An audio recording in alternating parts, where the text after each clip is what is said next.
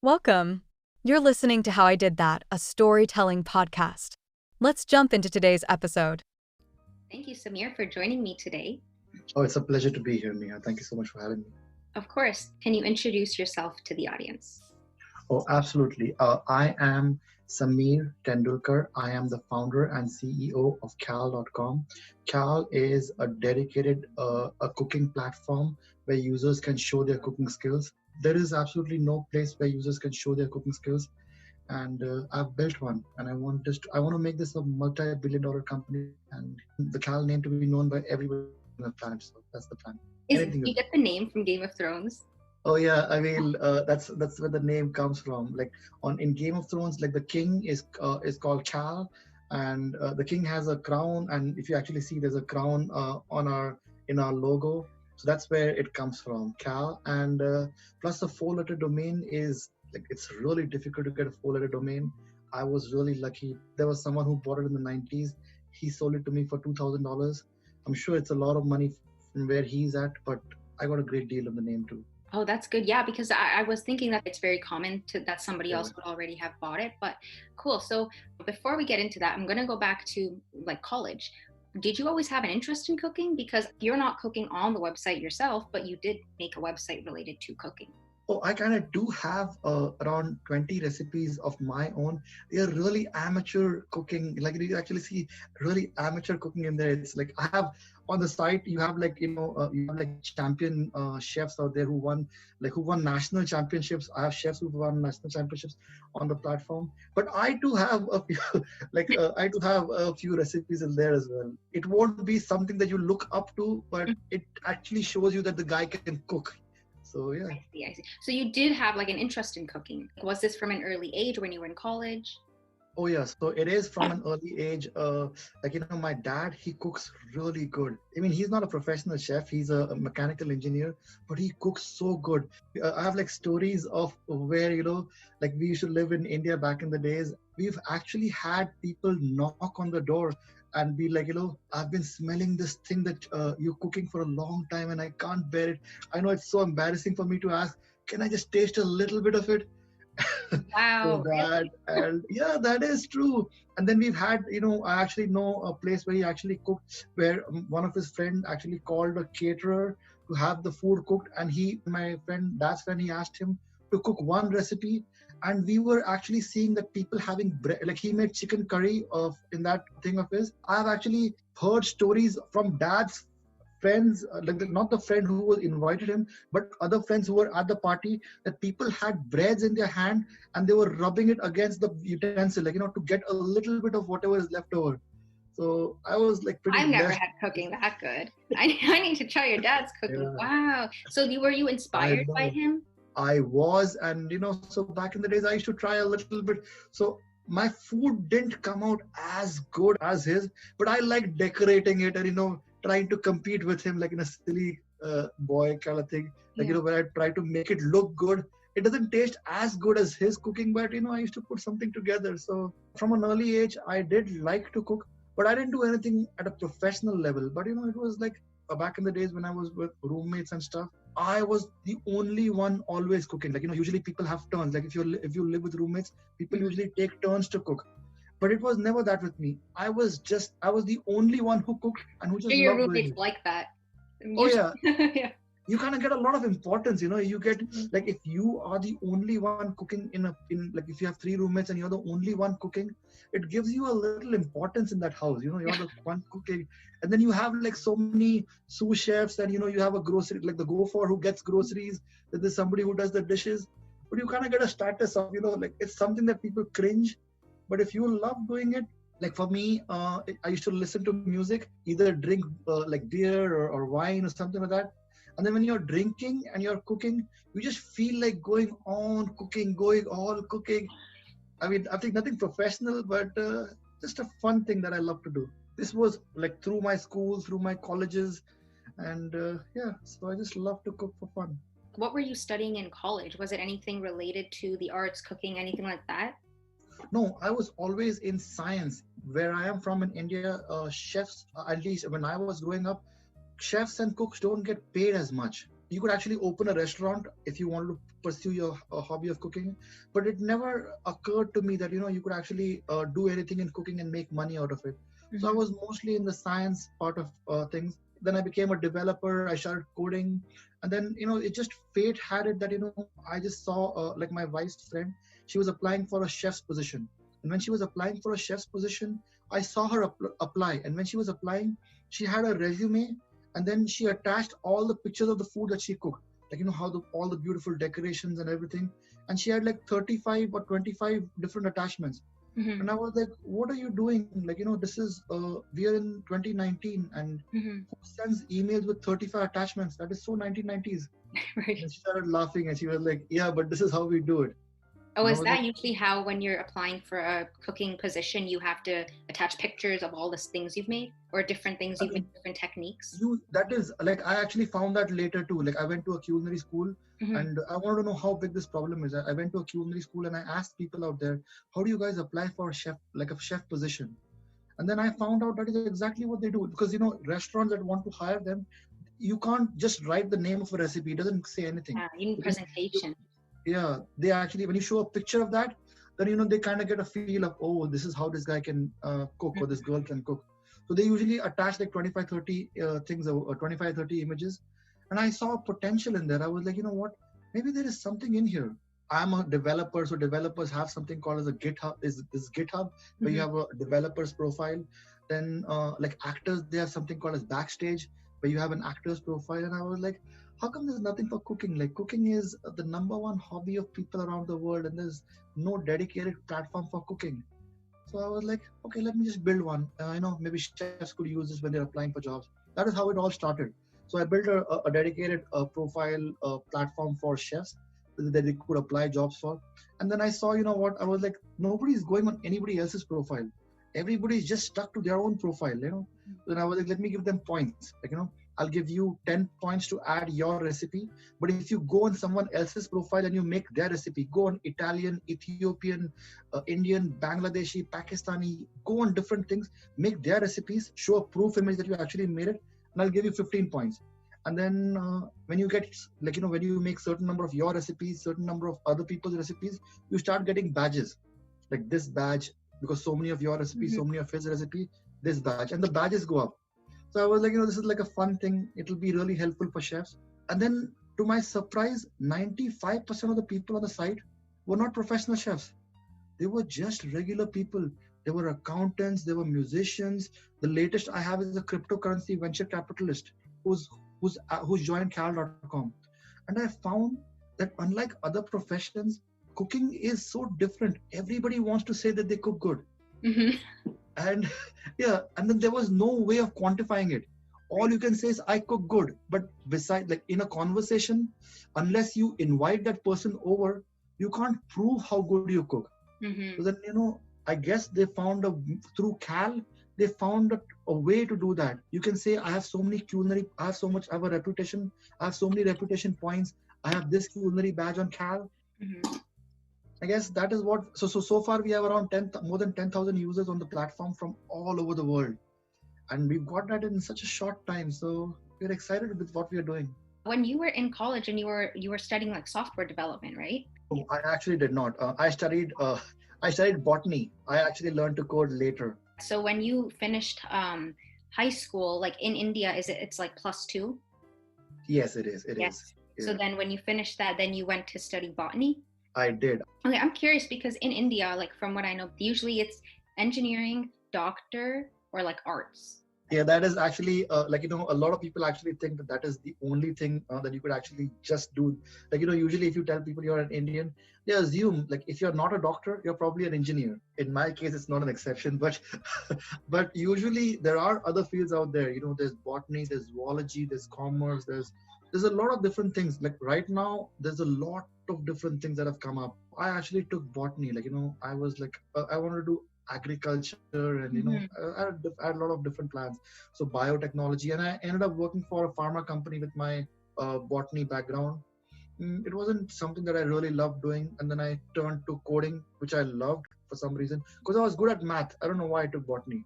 I mean, I love plants too. So so I love to code, and then I just started coding after that. It was this a 4-year degree? It was a 3-year degree at Okay. that time. Yeah, they teach you DNA. They teach you. You learn plants at a way more deeper level, like the cellular biology, microbiology. Agriculture is one of the topics out there. It's more than just agriculture. You learn the cell biology, how plants are different. You learn mutations. You learn a lot of different things. So then you graduated with that, and then you started working at the pharmaceutical company? Yeah, it's Eli Lilly. It's one of the bigger pharmaceutical companies. I worked for them for like 3 or 4 months, and I realized that that is something that I did not like. I mean, studying was fun, but Mhm. working in it wasn't as much fun, and I didn't kind of like working in a corporate structure. So I was pretty entrepreneurial. So I started my in like a small business back in India, worked for a company over there, and then the company sent me over here. Then I started my old company, which is an e-commerce company. So I was just learning to code back in the days, and then we built a web crawler, which would actually go on different sites like Amazon, Target, Walmart. So it would actually go and find out prices. For example, say a anniversary Barbie doll. If you actually like the holiday season is coming up, you can actually look it up. Like the anniversary Barbie doll is a really hot holiday item, and you will see everybody selling it at a different price.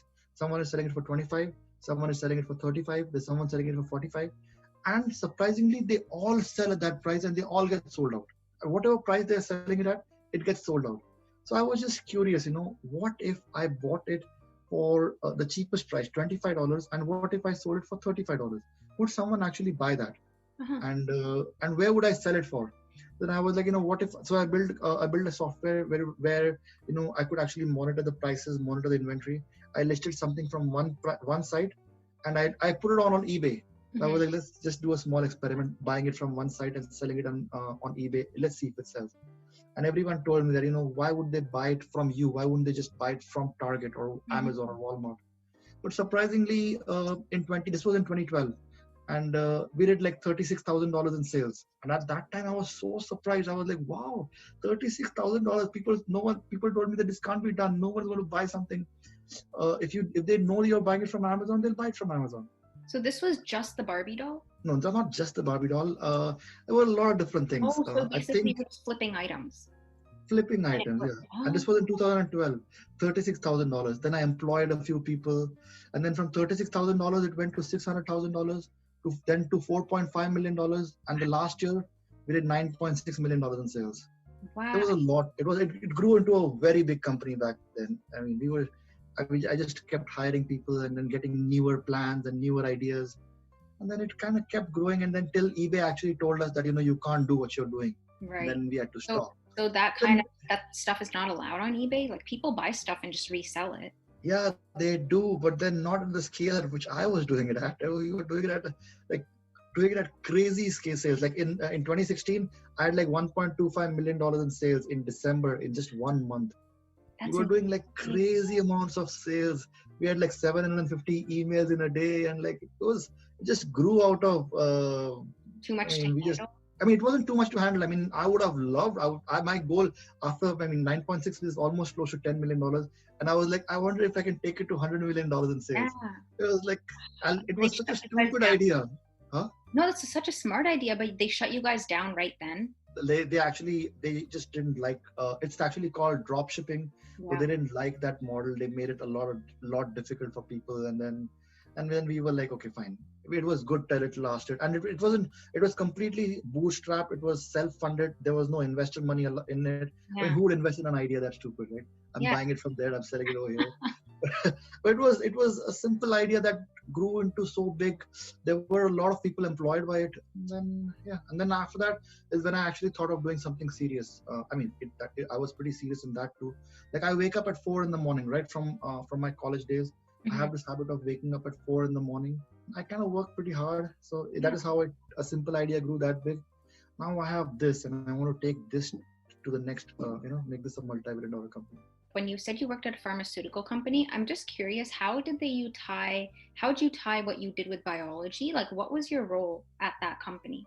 It was absolutely nothing related to that. I was a medical rep for Eli Lilly. I was from Mumbai. Mumbai is a really big city in India, Mm-hmm. and I was posted in a very rural village. I love the village. I mean, I love the village life and everything, but somehow I didn't. I just kind of felt pretty empty. I was like, when I got off of work, it was so much fun. I loved going in the small villages, watching movies, and like if you know, like there are three-wheeler rickshaws in there, Yeah. and they have like 15 people. I never knew that it's officially meant for three people, but somehow you would have 15 people in there, and it's all men, women, girls, boys, everybody. And I used to be in one of those 15 people in there, and usually people would be like, they would cringe at the thought of being inside that. Yeah. But it's so much fun. I mean, I had fun in there, but it wasn't what I wanted to do. I just had bigger dreams. So Mm-hmm. You worked as a customer service specialist after that, right?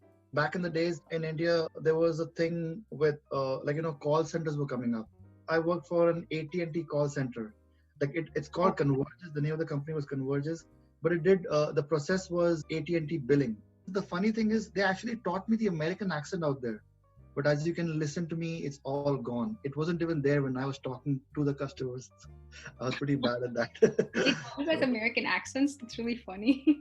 Oh yeah, they do. They make you watch like American movies. I mean, I've watched American movies, like Hollywood movies, all my life. But they make you watch movies and they tell you to roll your R's, and then you have that thing where you have an accent training. I mean, 99% of the people just go back to their own original accents because there was complaints. People would call in through AT&T billing and ask stuff like, "Why is my bill so high?" Yeah. And they wanted people to answer them and them to understand what this guy is saying. And back in the days, it was the thing that they wanted to hide their location. Like they didn't want to say that the call is actually routed to India. I don't know. I mean, there was a reason. Maybe they had their own political reason for Maybe that. because the AT&T is like an American company, right? Yeah, it is an American company. I mean, I don't know, whatever the process was, they had their own reasons for hiding it. You have like a month of accent training, and trust me, that's the best part of your job, like the accent training. I could just do that. You get to watch movies a little. Yeah, it was fun. After you stopped like working for a corporation, when did you launch your own personal business? Which you talked about some of the businesses, right? Yeah. Just a couple minutes ago. But what was that first like entrepreneurial step that you took? What did you Like do? my dad told me, like right from when I was young, I wanted to do business. In my family, no one has done business before, and I wanted to do business like really bad. I was like, I want to do some business. I want to be an entrepreneur and have my own business. I've tried a lot of different things with my business thing. So one of the things that I tried was, my father's friend who used to come to our house, who worked in the shipping business, and he used to keep exaggerating about these exporters, like they have this, they have that. And then I was like, I want to be an exporter. How can I start my business and be an exporter? So there was a site at the time called India Mart. There were people from America who posted needs. I want to buy 25 handbags. Can someone make these handbags and give me? So there were a lot of different things. I mean, I got fooled in there. I had some Nigerian people scam me, saying that they want this, they want that, and I used to keep sending, and everybody was like, my dad was making fun of me because I was sending bed sheets, pillowcases, and they were all going to Nigeria, and I didn't know so much about Nigeria. I mean, I'm just a regular guy in India who wants to do business, export stuff. The call center money that I had, I lost a lot of that call center money in sending free stuff to like not just Nigeria, Ivory Coast, a lot of West African countries. I sent. Yeah, I got scammed. There was another lady, then there was someone from America. Actually, one American lady scammed me too. I even remember the name of the company, Victorious Designs. It was the first company. I was like, oh, Americans, that's like big company. And her logic, her reasoning was, someone scammed me, so I'm scamming you. So I sent 25 handbags. Yeah, she actually made me make 25 different handbags. Like she gave me the designs. I made 25 handbags and I shipped it to her. And then I asked for the money, and then she scammed me on the money. She never paid. That thing taught me something. I learned how to buy leather. Like in Mumbai, there's a place called Dharavi. Supposed to be the biggest slum in Asia, I believe. Yeah, they sell leather over there. So it taught me how to buy leather and how to make handbags. And these people, like in America, there are a lot of small designers who want to have like 25 bags made and 10 bags made. And like big companies don't entertain them. Like, China wouldn't entertain 25 bags. So then, they gave me this opportunity. Like she had given me this opportunity. She was like, so I said, let me see if there's anyone else. So then I found few people. There was this really good looking lady. Her name was Chodita Chatterjee. And she had this company called Meadowmere Lane. They actually sold the company. She now works in Louis Vuitton now as a bag designer. But she started her own company and she gave me a lot of business. She's the one who started my business. So she used to give me designs and she paid really well too. She gave me designs. I used to make handbags in India, get them made in the slums, and then ship them to her. And within, like, I believe I might have been like 22, 23. By the time I had actually started my own manufacturing, like, manufacturing is a big word. I had like 25 sewing machines where people sat and made handbags, and I shipped them to America. I remember at the age of 23 something, and back in the days, it was like these numbers were huge. Each contract was going in 300,000-400,000 rupees. Like that's a lot of money when I was young. Many a times it was twice my dad's annual salary. That is how I started, and then I came to the US, and then I came with the idea of opening a store in the US. I just chose the wrong year, 2008. I came on a business visa, and I wanted to open a store in the United States. It was just my thing. I was like, I'm selling to so many people, like I'm making handbags. Like back in the days, I used to make handbags of $45 to $55, between that range. And those same handbags sold for like $300 to $500. I was like, how about I just go to the US and open a small store in there, and I could probably sell them at a good margin. And that was the idea. I just chose the wrong year. Like in 2008 when I came, yeah, it was like really big. I was losing business left, right, center. I kind of managed. I was still running the business, and it was surviving. And then I actually met my wife, and I got my green card. I did a job for some time. Like, it was, I couldn't sustain the business anymore. Chandita Chatterjee had left. She got a job in Louis Vuitton. Like, she had quit on the company. This is all in the recession time. A lot of small businesses had gone out of business. And then I had just gotten my green card very freshly. So I worked for a company for a year. And then I started this eBay thing. Then around that time, you were seeing people like reselling these items, and then you were like, okay, let me try doing it, because you don't need inventory, you don't need sewing machines, you don't need any of that, right? So Yeah. just drop ship it directly to the customer. When I was working for that company, I was doing a lot of their e-commerce stuff. They sold on eBay, and I was making their website, and then I learned how to code. I just put stuff together. I was like, these people are selling on eBay, and then I was like, I built this crawler. Like Python was new. The name of the company was Daffodils Overseas, and then I was doing Daffodils Overseas for a while, and then after that, I got this job at ICC World. It was more of a courier company. They actually were shipping stuff to India, like for Indians. And then they were trying to have their own e-commerce business. So I was helping them with that. Like, back in the days, you had something called as Yahoo Site Builder, which you actually built sites on. So I was building their sites, and then I learned a little, like I got more and more interested into it. I started learning to code. So Daffodils Overseas, that was your company though, right? Oh, yes. Okay. And then after that, you started working for another company after like the recession, and then you kind of learned about e-commerce, and then you kind of started having that idea about Barbie dolls and other items, right? That you started to sell. Okay. Yeah. And then you said around that time you started learning to code. So can you talk a little about that? Learning to code, like that was a real challenge. Like, I remember telling my wife once that I want to learn to code. And then she jokingly said, why don't you try to be an astronaut? It was such an absurd thought, you learning to code. People usually thought that you got to go to school for that. Yeah. And but what year was this in? I don't remember the exact year. Like, was it after the recession around 29? Oh yeah, way after that. This is somewhere in the 2012s. Like that is just before I started the company, building a web crawler with Python and everything. If you actually go on YouTube, you can actually on YouTube or on the internet, you can actually get a lot of different coding classes. Like there's a really interesting guy called Bucky Roberts. He makes Python videos and he makes them really fun. He's actually a Python celebrity kind of sorts, of teaching Python, teaching people how to code in Python. I learned a little bit from him.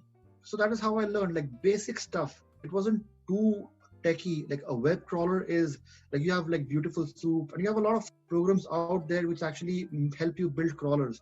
So building a web crawler wasn't that difficult. And then where did you go from there? That was when you launched your own e-commerce business? Yes, in 2012, in September of 2012. How long did it take to grow to like you said you did over $1 million in sales in December. Was that next year's December? No. So when we started, it was in September of 2012. Mm-hmm. So I started in September of 2012, and in that year, by the end of that year, we had done around $36,000 in sales. Mm-hmm. So it was the first year. Yeah. And I found that so amusing. In 4 months, I mean, the amount may not be so big, and e-commerce business with $36,000 in sales is not that big. The actual money that came out was even way lesser than that.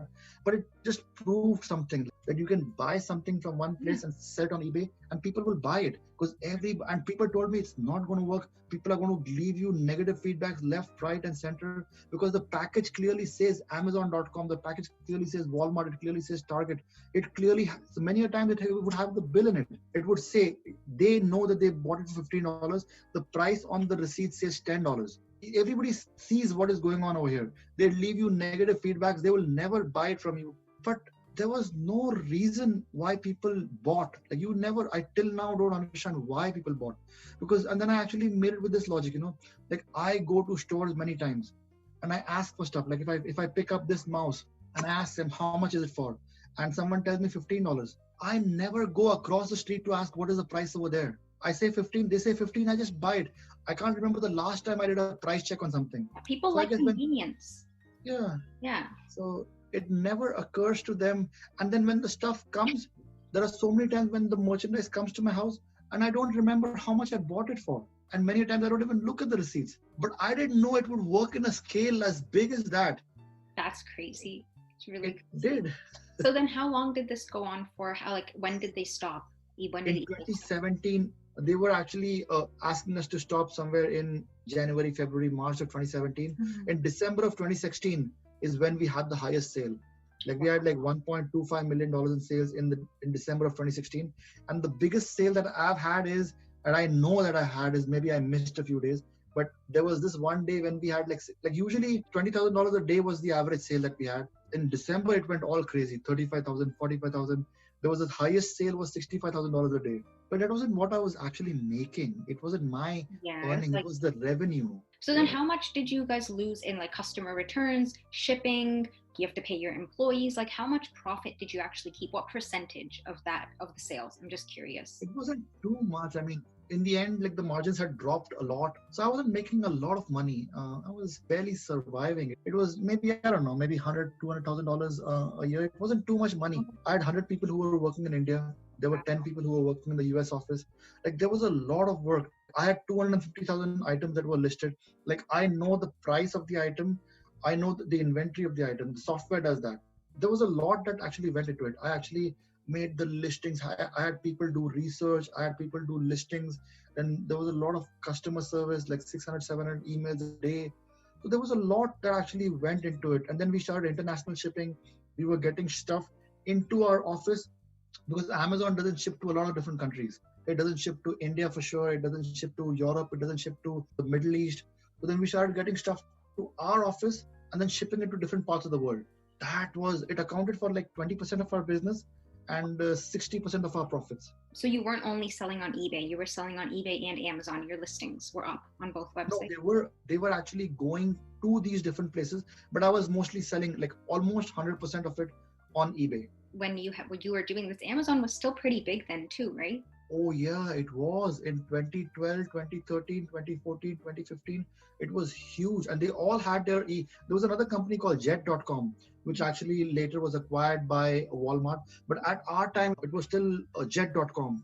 So even they had a similar model. They did a lot of drop shipping too, but they kind of had, I think they had like $500 million in investments where they did a lot of drop shipping. Mm-hmm. And they sold it on Jet.com instead of selling it on eBay. I kind of didn't have that kind of money to have my own website. If you actually look at the way, if you start a business, it grows. If the idea is right, it seems like that, like, 100 people. Usually after every 10 people, you have emailing after 4 or 5 people, there's a supervisor for that. And most of the credit for that goes to my brother, Nikhil Tendulkar, Nikhil, who's actually in this startup as well. He managed the India office. So I won't take the credit from him. It was him who did most of the managing. I just had 10 people to manage over here. How did you guys do product research? Like, did you have some kind of software that was finding these trending products? We did have a software that managed these products. Also, we had people. Amazon has a thing called as top 100 in every category. If you go, you have top 100 in music, top 100 in books, top 100. In every category, there's top 100. Walmart has its own thing where they actually tell you the top selling stuff.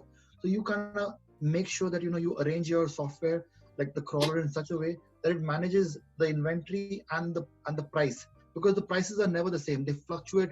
Like, you would imagine that prices are usually, like, if you're selling a book, the price is fixed and then the price gets raised. But I found that so not true. The prices fluctuate crazy. Every 2 days, the price, it was almost like a stock market. The prices were going up, and you had to have a software to manage that. And plus the inventory. If you know that you're buying this from this store at this price, if it sells out, you can't buy it anymore for that price.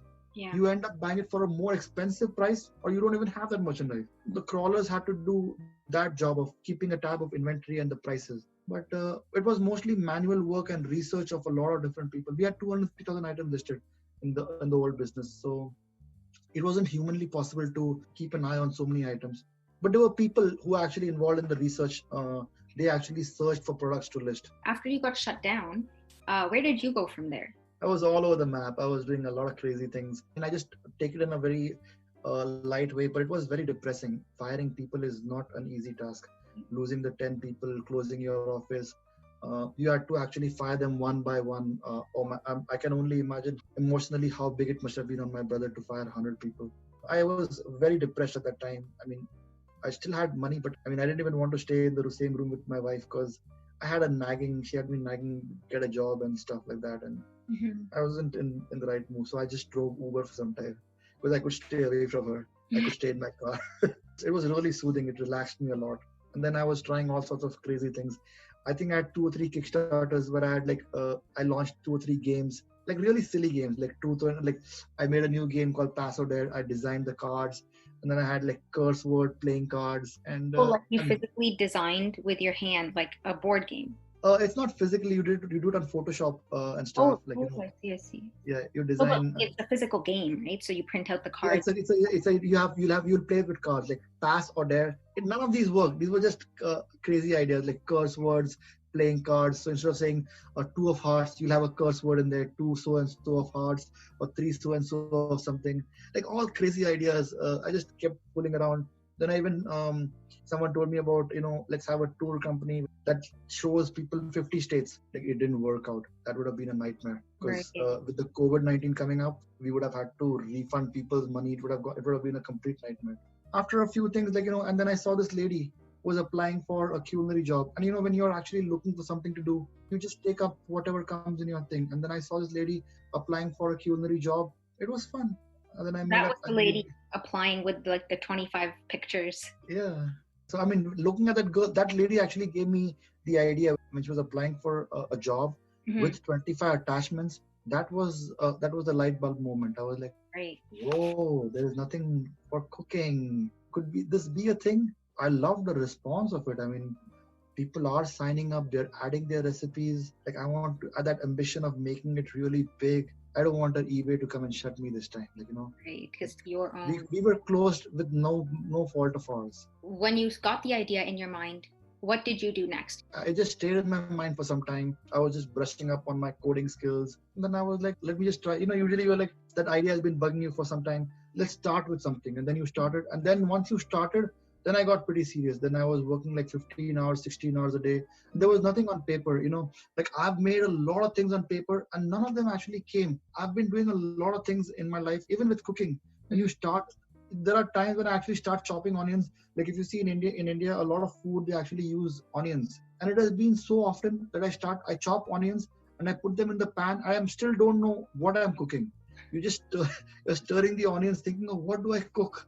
So it was one of those moments, you just make ideas and then you start doing the business planning while you're coding. Did you design the website yourself? I did design, and I know it needs a professional designer, but I kind of did design it myself. Most of the front end is made by Ahmed. He's a lead developer.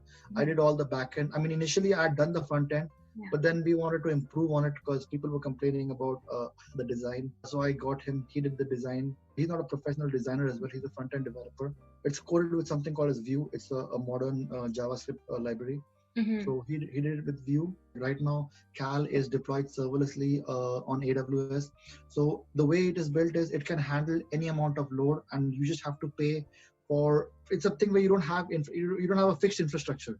Mm-hmm. You pay for as much as you use. So as it scales, you just pay for how much you're using. It won't crash even at 100,000 users being together. It won't crash.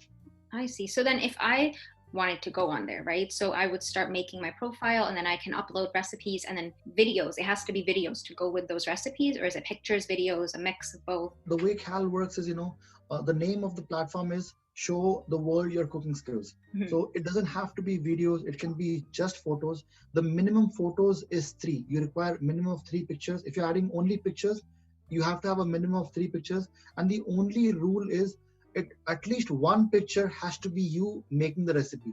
Because we don't want plagiarism. We don't want you to take a recipe from the internet and put it over there and get 10 points. Smart. So also it has to be at least one picture has to be with you cooking the recipe. Mm-hmm. If you're making other people's recipe, it's the same rule. At least one picture of you with the dish, with the final dish. Mm-hmm. So and if it's a video, it can't be an overhead video. You have to be seen making the video, because there are a lot of like 70% of the videos, cooking videos on the internet, you don't see who makes them. You just see hands. Most people can't recognize people by their hands. So we wanted faces there. We want it's not about. Khal is not a recipe site. It's a site where people show their cooking skills. People are recognized by their faces. So I wanted to see people show people making the recipes as opposed to just recipes. You have to be present in the either the photos or the video that you make. You can add either you want. If someone's looking to hire a chef and they go on khal.com, so instead of that lady attaching 25 pictures to the email, she could just put her Khal profile in the email. That is absolutely correct. It is easier for the employer as well. She can just add a link in there, and now instead of having an email with 25 attachments, that one line shows you everything. She has this badge, she has this points, she has so many followers. And then the moment you click on it, you can see all her recipes in one shot. You can see the person's risk-taking ability. You can see how many different recipes of different people that she's tried. So supposing if that person has tried Ethiopian recipe, you can compare that original recipe with her recipe. Because usually many restaurants, they have their menu, and this chef has to learn their menu. It kind of shows you how good this person is with other people's recipes as well. I mean, that is from a hiring perspective. For a cooking enthusiast, having a cooking badge, having cooking points is really something to brag about. Is it a registered LLC? Oh, it's a Delaware C Corp. We have like 5 million shares outstanding, 1 million issued. So most of the startups right now, especially the tech startups, which actually look at raising money, they kind of form in Delaware, because in Delaware you've had like so many companies raise money through startups, and you have a lot of people sue each other. So all the rules are laid very nicely over there. That is the reason, even if you're looking to raise money, all your angel investor, your VC would actually ask you to form your company in Delaware. The company is formed in Delaware, but our headquarters is in Jersey City, New Jersey. So you don't have to have a headquarters in Delaware. You need an address. So most of the time you have a PO box address. So there are a lot of sites who do that for you, who actually form. The company is formed in Delaware. It has a PO box address, and the headquarters is in a different place. Most of the time it's in California. In our case, it's in New Jersey. Where do you hope to see this going in like the next 5-10 years? A lot of people, who had 5-year plans, I'm sure COVID actually ruined a lot of people's 5-year plans. So it's very difficult to say where we'll be in the next 5 years. But in the next 12 months, we want to have 1 million users on the site. Right now, we are at 10,700. We want to have 1 million users on the site. And we want to have anybody who loves to cook, anybody who's professionally cooking, we want them to be on khal.com. We want restaurant owners to ask chef, can I get your Khal profile? I want people applying for chef positions to give their Khal profile. I want caterers to have Khal profiles. I want people who are cooking for fun. I want them to say, I cook good. You can check my Khal profile. So yeah, that's good. It'll be like the household name. That is, I really hope that comes true. So how do you advertise for it? Just word of mouth?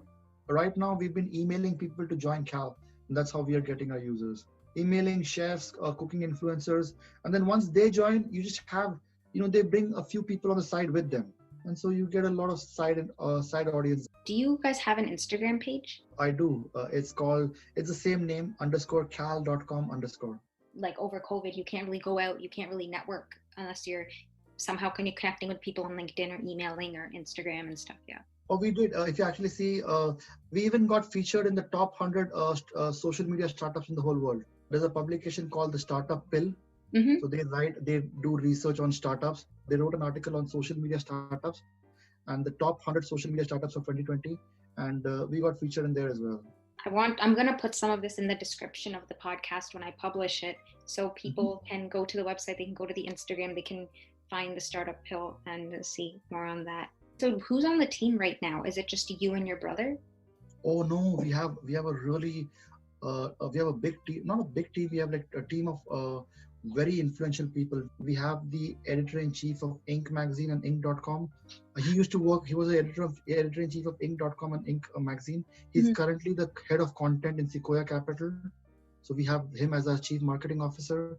We have the dean of the best culinary school in New York City, the Monroe College Culinary School. They won the 2019, 2018, and 2017 state championship. Then we have the marketing director of Time Inc. We have her in our team. She's also worked for Forbes and People magazine.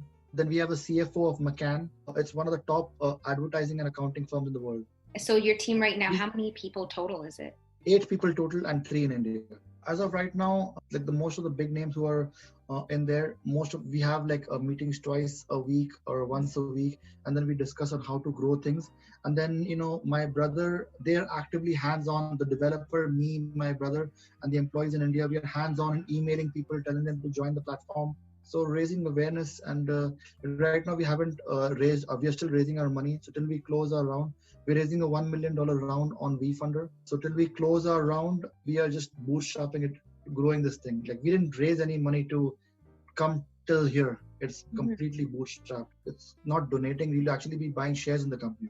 It's a equity crowdfunding platform. So they actually do all the paperwork for you. They do their SEC filing for you. In 2012, like startups can raise money from the public. It's called the Jobs Act, where like before your company has to go through an IPO to raise money from the public. But now even like in the Jobs Act, WeFunder is one of the platforms where you can actually raise money from the public for your startup. So people will actually be buying shares in the startups. So in an IPO, it's at a huge scale. They're not at the startup level anymore. So you can't. So here they'll be investing in a safe note. Okay, so safe note is the company doesn't have a valuation. The valuation will be decided at a later round. So they are investing at very early in a startup when even the valuation is not yet decided. So people actually invest money. They get a safe note. So they know that this is like we are raising at a $20 million cap. So what that means is the valuation is not decided, but there's a $20 million cap and a 20% discount. Supposing there are two ways that the valuation can go. It can go up or it can go down. So let's say someone invested at a $20 million cap. Okay. Now, when the valuation, let's say, God forbid, the valuation goes down. Instead of $20 million, it comes to $10 million. So your discount will kick in. You will get the shares at $8 million. If the valuation comes to $5 million, you will get the shares at $4 million. So you keep getting a 20% discount on the shares if the valuation falls. And the upside, it's amazing. Supposing the valuation cap is at $20 million. If the valuation comes to $100 million, your shares just are worth 5 times more or whatever times more, whatever the new valuation is. The upside is amazing. And the downside is you don't lose. You still get 20% ahead of whatever the new investors are putting in. It's called a safe note. When you're investing in a startup, you have convertible note, you have safe. There are a lot of different ways you can invest in a startup. In an IPO, there is a fixed valuation. There's a lot more due diligence that is done by the top 4, like McKinsey. There's a lot more that goes into an IPO. This is a small, you can't call it an IPO, but way smaller than that. Like we are raising $1 million. Usually IPOs are never less than 100 million, usually in the billions. So this is kind of a way for startups to get their foot in the door. That is true, yeah. This is for regular people to invest in startups because they never had the opportunity to do that before. Oh, and what is this website called that you're doing it on? there are many such websites, but one of them, the top one, is called VFunder. That's WEVfunder.com. In February, when that launches, how do you think that's going to be changing your business? So you'll be getting more funding to be able to, like, what do you want to be using it to create? So we're trying to raise $1 million, and with that $1 million, we want to get 1 million users on the platform with that $1 million. So we have a two-way approach. One is to get professional chefs, and one is to get cooking enthusiasts. So for professional chefs, we'll be focusing on New York, New Jersey, Connecticut, the culinary schools, restaurants, chefs. So we'll reach out to those people and have them join the platform. Towards the cooking enthusiasts, we'll be having cooking influencers, ads, like marketing ads, and then we'll spread the word out there. So anybody who loves to cook would join.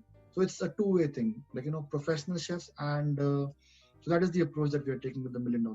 I was going to ask, like, how COVID affected your business because it was a startup, but I guess you did it in the middle of COVID when everyone was already cooking. People were joining the It platform. actually increased a lot since COVID hit. You'll be surprised at the number of people who are cooking at home. A lot of people are cooking at home. I mean, ever since March, people were cooking at home after COVID. Yeah, I mean, and cooking is even before that. Like in 2019, if you see, I did the statistics. Like 41% Americans have visited a cooking website. 44% millennials in America have taken pictures of what they've cooked and added it to social media. And if you see book sales, they've always been going up. Even if you see the top 10 selling books on Amazon, you'll find at least 3 of them are cookbooks. Like that was a big surprise for me. I thought, like, you'd have biographies, memoirs, but the top 3 or 4, or sometimes even, I don't know, more than that, books, at least 3 in the top 10 are cookbooks. So cooking is huge, and in the COVID, it's actually grown. This is just a really good way for people to connect with each other, because on Instagram, it's not only about cooking, right? People post everything. Facebook, Twitter, whatever, other same things. People, it's kind of open for everything, but Khal is specifically for cooking only, which is really cool. It's not like if you go to food.com or like bettycrocker.com or whatever other marthastewart.com, I don't know. Yeah, absolutely. Like even allrecipes.com, like they have 87 million users. Yeah. Okay. Yeah. So now the thing with all these recipes, like the Martha Stewart's and allrecipes.com, like they have like staff chef who add recipes over there, and then they get a lot of guest chefs. But you can like the recipes and you can get a lot of professional recipes out from there, but you can't participate. Like it's not for you. You're only the audience. There's a movie playing and you're the audience. It's just for you to see the recipe. But here you can participate. You are your own on Khal. You can make your profile, add your recipes. You will get followers for what you are doing, and whether you get followers or no, you still get, like, on Instagram. If you don't get followers, there's no, like, you don't exist. Like unless someone likes your recipes, unless someone follows you, I mean, all your efforts don't result as much. Like many a times it could just be for the way you look or the way you dress or your ethnicity. But on Khal, your culinary badges and your reputations are only for your cooking skills. How many recipes of other people can you cook? How many recipes of yours can you add? So we are not depending on any of those above factors like looks, ethnicity, your dressing style. We just give you reward. We just reward you for who you are and how you cook. Like food.com, all recipes, you can't participate. It doesn't feel like a community. It just feels like you're there to like or comment on the video, on the recipe, right?